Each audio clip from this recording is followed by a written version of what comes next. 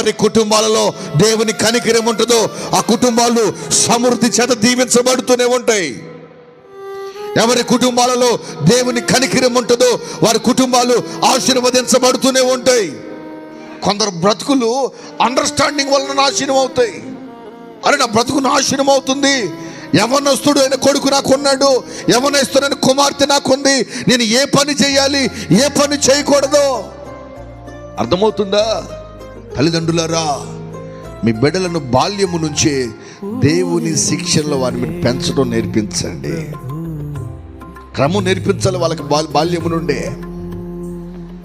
బాల్యము నుండి దేవుని సన్నిధిలో క్రమము నేర్పించి దేవుని గుడారములో ఎలా బ్రతకాలి, ఎలా ఉండాలి, ఎలా దేవుణ్ణి ఆరాధించాలి, ఎంత భయభక్తులుగా ఉండాలని మీరు బాల్యము నుండే వాడికి నేర్పిస్తే వాడు క్రమాన్ని నేర్చుకుంటాడు. తండ్రి సిగరెట్ తాగు